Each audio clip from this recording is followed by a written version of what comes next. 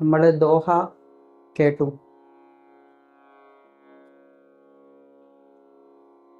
Doha കേൾക്കുമ്പോൾ ഓരോ പ്രാവശ്യം ഓരോ ടോപ്പിക്കാണ് എടുക്കുന്നത്. ബേസിക്കലി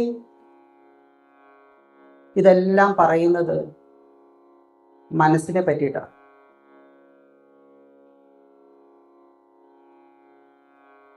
മനസ്സിനെ പറ്റി പറയുമ്പോൾ, അതായത് ഇപ്പോൾ ഒരു ഗുരു മനസ്സിനെ നിരീക്ഷിക്കൂ എന്ന് പറയുന്നു വിചാരിക്കുക, മനസ്സിനെ ശ്രദ്ധിക്കൂ എന്ന് പറയുന്നു വിചാരിക്കുക. അപ്പം അത് കേൾക്കും, ശരി മനസ്സിനെ ശ്രദ്ധിക്കണം എന്ന് കേൾക്കും. പക്ഷേ മനസ്സിനെ നിരീക്ഷിക്കുമോ? ഇല്ല. മനസ്സിൻ്റെതായിട്ടുള്ള ട്രാക്കിൽ ഇങ്ങനെ പൊയ്ക്കൊണ്ടേയിരിക്കും. ഓരോ കാര്യങ്ങൾ പറയും, ചെയ്യും, അതനുസരിച്ചെല്ലാം ചെയ്യും. ഇതെല്ലാം ചെയ്ത് കുറേ കഴിഞ്ഞ ശേഷം നീ മനസ്സിനെ നിരീക്ഷിക്കാറുണ്ടോ എന്ന് ചോദിക്കുമ്പോഴാണ് ശ്രദ്ധിക്കുന്നത്. അങ്ങനത്തെ ഒരു സാധനം പറഞ്ഞിട്ടുണ്ടല്ലോ. ഇപ്പം മനസ്സിനെക്കുറിച്ച് നീ മനസ്സിലാക്കണം എന്ന് പറയുമ്പോൾ മനസ്സിനെ കുറിച്ചല്ല മനസ്സിലാക്കുന്നത്, മനസ്സിനെ കുറച്ച് മനസ്സിലാക്കും. ഇതാണ് സംഭവിക്കുന്നത്. ആ മനസ്സിനെ പറ്റി കുറച്ചേ മനസ്സിലാക്കുന്നുള്ളൂ, അതിങ്ങനെ കൂട്ടുന്നില്ല. ഇത് കൂട്ടാനുള്ള ശ്രമം, അതാണ് സാധന. കൃത്യമായ സാധന മനസ്സിനെ കുറിച്ച് മനസ്സിലാക്കാനാണ്, അതല്ലാതെ മനസ്സിനെ കുറച്ച് മനസ്സിലാക്കാനേ അല്ല. എൻ്റെ മനസ്സ് എന്നെ നിയന്ത്രിക്കുന്നു എന്നുള്ളൊരു സത്യം ഞാൻ ആദ്യം മനസ്സിലാക്കണം. അത് മനസ്സിലാക്കാതെ ഈശ്വരൻ എന്നെ നിയന്ത്രിക്കുന്നു എന്ന് പറഞ്ഞിട്ട് എന്താ കാര്യം? അത് നമ്മൾ വാക്കുകൊണ്ട് വെറുതെ പറയും, ഈശ്വരൻ എന്നെ നിയന്ത്രിക്കുന്നു, ലോകത്തെ നിയന്ത്രിക്കുന്നു എന്നെല്ലാം പറയും.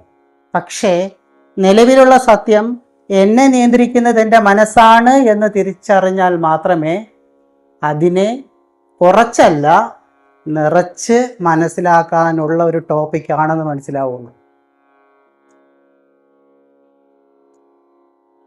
ഒരു ഉദാഹരണത്തിന്,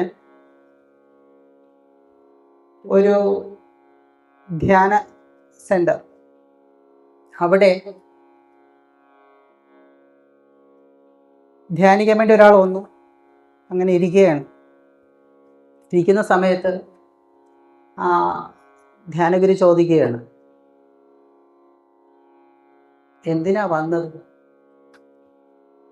എനിക്ക് ധ്യാനിക്കണമെന്നൊക്കെ ആഗ്രഹമുണ്ട്, ധ്യാനിക്കണമെന്ന് ഇഷ്ടമാണ്, അതിനെപ്പറ്റി ഒന്ന് കുറച്ച് ധ്യാനിക്കാറൊക്കെ ഉണ്ട്, എങ്കിലും അവിടെ എവിടെയൊക്കെയോ എന്തൊക്കെയോ തകരാറുണ്ട്, അതിനൊന്ന് ക്ലിയർ ആക്കണം, അതിനു വേണ്ടിയിട്ടാണ് വന്നത്. അപ്പോഴും പറഞ്ഞു, ശരി ധ്യാനിച്ചോളൂ. അത്രയും പറഞ്ഞിട്ട് ഗുരു ഒന്ന് പോയി. അപ്പോഴ് അദ്ദേഹം ചിന്തിക്കുകയാണ്, ഞാൻ ഇവിടെ വന്നത് ഇതിൻ്റെ ക്ലിയറൻസിന് വേണ്ടിയിട്ടാണ്, എവിടെയാണ് പ്രോബ്ലം ഉണ്ട് അതിനെപ്പറ്റി പറഞ്ഞു തരുമെന്ന് പറഞ്ഞിട്ടാണ് ഞാൻ വന്നത്. പക്ഷേ എൻ്റെ അടുത്ത് പറഞ്ഞത് ധ്യാനിച്ചോളൂ എന്നാണ് പറഞ്ഞത്. ഇത് ഞാൻ സ്ഥിരമായിട്ട് വീട്ടിൽ ചെയ്യുന്നതല്ലേ, പക്ഷെ എനിക്ക് പറഞ്ഞു തരുന്നില്ലല്ലോ എന്ന് പറഞ്ഞിട്ട് അദ്ദേഹം ഇങ്ങനെ ആകെ കൺഫ്യൂഷനായിട്ടിരിക്കുകയാണ്. അപ്പം അരമണിക്കൂർ കഴിഞ്ഞപ്പോൾ ഗുരു വന്നു. അത് ചോദിച്ചു, ധ്യാനിച്ചോ? അപ്പോൾ അദ്ദേഹം ഇല്ല എന്നെങ്ങനെ പറയും? അതിന് പകരം ധ്യാനിച്ചു എന്ന് പറയും.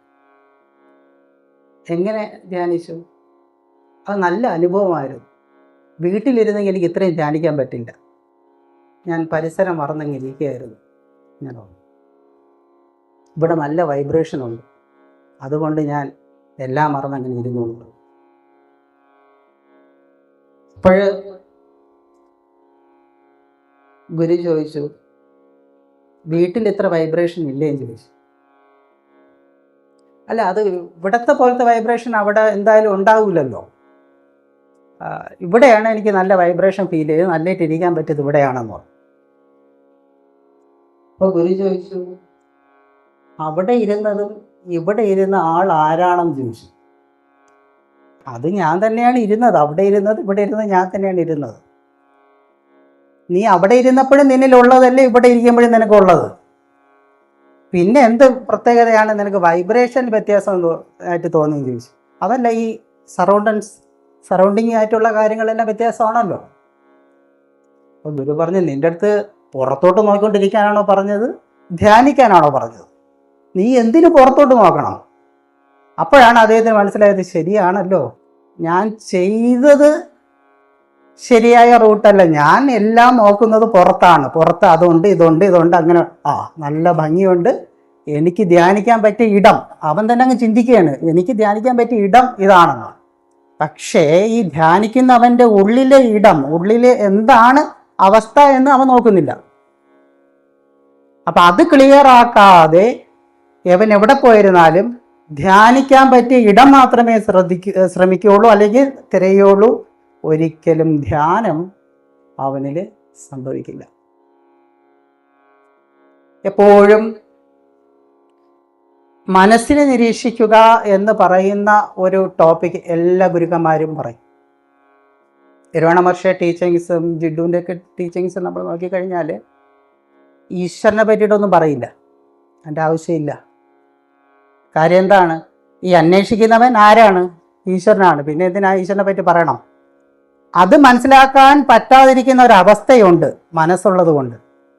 ഈ മനസ്സിനെയാണ് ആദ്യം മനസ്സിലാക്കേണ്ടത്. അതുകൊണ്ട് എന്താണ്, നിരന്തരം മനസ്സിനെ പറ്റി ഇങ്ങനെ പറയും, അവനെ ശ്രദ്ധിക്കണം. പക്ഷെ ആ ഒരു മെയിൻ പോയിന്റ് മാത്രം ഒഴിച്ച് ബാക്കിയെല്ലാം ശ്രദ്ധിക്കും. അതായത് ആറ്റുകാൽ ഉത്സവം എന്ന് പറയുമ്പം പൊങ്കാലയല്ലേ ഓർമ്മിക്കാറുള്ളൂ. കൊട്ടാരക്കര എന്ന് പറയുമ്പോൾ ഉണ്ണിയപ്പമല്ലേ ഓർമ്മിക്കാറുള്ളൂ. ഇത് ആരുടെ കുഴപ്പമാണ്? ആറ്റുകാലമ്മയുടെ കുഴപ്പമാണോ, കൊട്ടാരക്കര ഗണപതിയുടെ കുഴപ്പമാണോ? നമ്മൾ അന്നമയ കോശത്തിലാണ് നിൽക്കുന്നത്.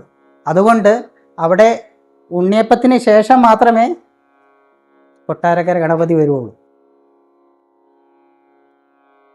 അപ്പോൾ സത്യത്തിനെ മനസ്സിലാക്കുന്നതിന് മുമ്പ് കുറേ തടസ്സങ്ങളായിട്ടുള്ള കാര്യങ്ങളുണ്ട്. നമ്മളെല്ലാം ശ്രദ്ധിക്കുന്ന ആ തടസ്സങ്ങളിലാണ്, സത്യത്തെ അല്ല. അതുകൊണ്ടാണ് മനസ്സിനെ നിരീക്ഷിക്കുക എന്ന് സദാ പറയുന്നത്. കാര്യം അത് ലൈവാണ്. നമ്മളിൽ ലൈവായിട്ടിരിക്കുന്ന ഒരു സാധനമാണ് മനസ്സ്. ഉറങ്ങുന്ന സമയത്ത് നമുക്കൊരിക്കലും മനസ്സിനെ നിരീക്ഷിക്കുവാൻ പറ്റില്ലെന്നല്ല, അത് പാടാണ്. കാര്യം സ്വപ്നം നമ്മളെ സ്വാധീനിച്ചുകൊണ്ടിരിക്കും. അപ്പോൾ ആകെപ്പാട് നമുക്ക് ചെയ്യാൻ പറ്റുന്ന എന്താണ്? ഉണർന്നിരിക്കുന്ന സമയത്ത് അവനെ നിരീക്ഷിക്കുക എന്നുള്ളത് മാത്രമേ സാധിക്കുകയുള്ളൂ. അങ്ങനെ നിരീക്ഷിക്കാൻ ശ്രമിക്കുമ്പോൾ എന്താണ് സാധിക്കുന്നത്? എന്താണ് സംഭവിക്കുന്നത്? എന്നെ കൺട്രോൾ ചെയ്യുന്ന ഒരുത്തൻ എൻ്റെ പെർമിഷൻ ഇല്ലാതെ എൻ്റെ ഉള്ളിൽ കടന്നു കയറിയിട്ടുണ്ട് എന്നുള്ള ഒരു സത്യം തിരിച്ചറിയും. പക്ഷേ അവനെ എങ്ങനെ കണിഞ്ഞാലിടും? അപ്പോൾ നമ്മൾ കേട്ടിട്ടുള്ള കാര്യങ്ങളുണ്ട്. കുറേ ക്ഷേത്ര ദർശനം ചെയ്യാം, തീർത്ഥാടനം ചെയ്യാം, അല്ലെങ്കിൽ കുറേ ഇരുന്ന് ജപിക്കാം, അല്ലെങ്കിൽ കുറേ പുസ്തകങ്ങൾ വായിക്കാം. അതൊക്കെ തെറ്റെന്നോ മോശമെന്നോ എന്നല്ല പറയുന്നത്, അതൊക്കെ നല്ലത് തന്നെയാണ്. പക്ഷേ അതിനൊരു പരിധിയുണ്ട്, അതിനൊരു പരിമിതിയുണ്ട്.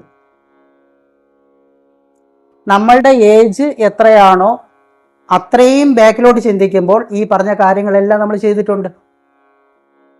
പക്ഷെ എത്ര എനിക്ക് ആത്മബോധം എന്നിൽ അത് തരാൻ പറ്റി എന്ന് ചിന്തിക്കുമ്പോഴാണ് അതിനപ്പുറം ചില കാര്യങ്ങൾ ഞാൻ ചെയ്യേണ്ടതായി ഉണ്ടെന്ന് മനസ്സിലാവുന്നത്. അങ്ങനെ വരുമ്പോഴാണ് സാധനയ്ക്ക് നമ്മൾ ഇമ്പോർട്ടൻസ് കൊടുക്കുന്നത്. എങ്ങനെ ഇമ്പോർട്ടൻസ് കൊടുക്കും? നിലവിൽ ഞാൻ ചെയ്തുകൊണ്ടിരിക്കുന്നത് മാത്രമല്ല,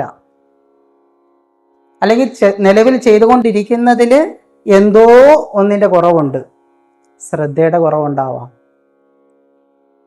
നിരീക്ഷണത്തിൻ്റെ കുറവുണ്ടാവാം. അങ്ങനെ കുറച്ച് അണ്ടർസ്റ്റാൻഡിങ് നമുക്ക് കിട്ടും. അപ്പം എന്താണ് നിലവിലെ ഞാൻ ചെയ്തുകൊണ്ടിരിക്കുന്ന സാധനയിൽ എന്നെ പിന്നിലോട്ട് വലിക്കുവാനുള്ള ഘടകങ്ങൾ എന്തൊക്കെയാണ് എന്ന് തിരിച്ചറിയാനുള്ള എലമെൻസുകളാണ് മന്ത്ലി മെഡിറ്റേഷനിൽ നിന്ന് നമ്മൾ മനസ്സിലാക്കി കൊണ്ടുപോകുന്നത്. ആ തിരിച്ചറിവായിരിക്കണം നമ്മൾ തിരിച്ചു പോകുമ്പോൾ അത് നമ്മൾ ഇംപ്ലിമെൻ്റ് ചെയ്ത് കൊണ്ടുവരേണ്ടത്. മനസ്സിനെ നിരീക്ഷിക്കാതെ ഒരിക്കലും ഒരു സാധകർക്കും ഒരടി മുന്നോട്ട് പോകാൻ പറ്റില്ല.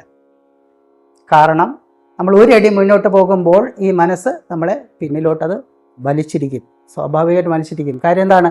മനസ്സിൻ്റെ ഇഷ്ടങ്ങൾ, അതിന് മാത്രമേ ഫസ്റ്റ് പ്രയോറിറ്റി അത് കൊടുക്കുകയുള്ളൂ. അത് മാത്രമേ നമ്മളെ കൊണ്ട് ചെയ്യിപ്പിക്കുകയുള്ളൂ മനസ്സ്. അപ്പം നമ്മൾ വീണ്ടും ചിന്തിക്കുക, എന്നെ നിയന്ത്രിക്കുന്നത് ഈശ്വരനാണ് എന്ന് വെറുതെ വാക്കുകൊണ്ട് പറഞ്ഞിട്ട് കാര്യമില്ല. സത്യത്തെ തിരിച്ചറിയണം. എന്നെ നിയന്ത്രിക്കുന്നത് എൻ്റെ മനസ്സ് തന്നെയാണ്. നമ്മളെ തന്നെ ഫുള്ളാക്കിയിട്ട് കാര്യമില്ല. അത് നമ്മൾ അക്സെപ്റ്റ് ചെയ്യണം. അല്ലെങ്കിൽ എൻ്റെ മനസ്സ് എന്നെ നിയന്ത്രിക്കുന്നുണ്ട്. അതുകൊണ്ട് എനിക്കെന്താണ്? അതിനെ നിരീക്ഷിക്കണം. നിരീക്ഷിച്ചേ പറ്റൂ.